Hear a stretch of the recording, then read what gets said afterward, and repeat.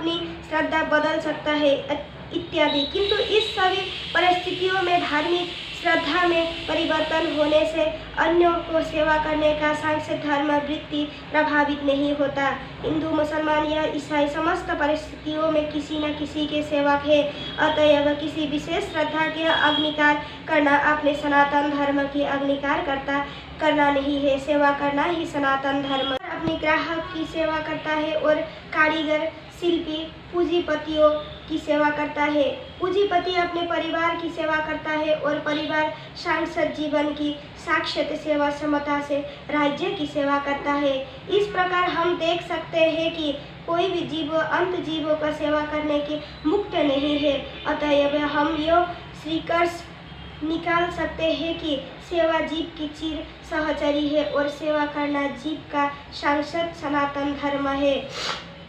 तथापि मनुष्य काल तथा परिस्थिति विशेष के प्रसंग में एक विशिष्ट प्रकार की श्रद्धा की अंगीकार रहता है और इस प्रकार वह अपने को हिंदू, मुसलमान, ईसाई, बौद्ध या किसी अन्य संप्रदाय का मानने वाला बताया जाता है। ये सभी उपाधियां सनातन धर्म नहीं है। ये हिंदू अपने जीवन का भोग करता है। निम्न पशु मनुष्य को सेवा करते हैं जैसे सेवक अपने स्वामी की सेवा करता है। एक व्यक्ति अपने स्वामी व की सेवा करता है, वह अपने स्वामी स को, स अपने स्वामी द को।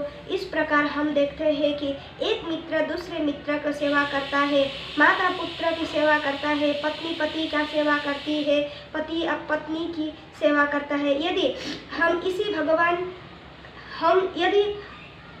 इसी भावना से खोज करते चले तो पाएंगे कि समाज में ऐसा एक भी अपवाद नहीं है जिससे कोई जीव का सेवा में ना लग सकता हो।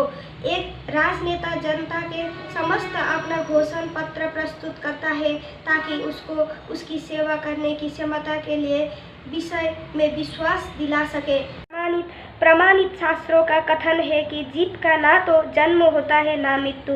गीता में कहा गया है कि जीव ना तो कभी जन्मता है ना कभी मरता है, वो शाश्वत तथा अनिवासी है और इस क्षण प्रभु शरीर के नष्ट होने के बाद ही रहता है। सनातन धर्म के स्वरूप के प्रसंग में हमें धर्म को धारणा की संस्कृत के मूल शब्द के अर्थ से समझना होगा। धर्म का अर्थ है जो पदार्थ विशेष में सदैव रहता है। हम यह निष्कर्ष निकालते हैं कि अग्नि के साथ उमसा तथा प्रकार सदैव रहते हैं।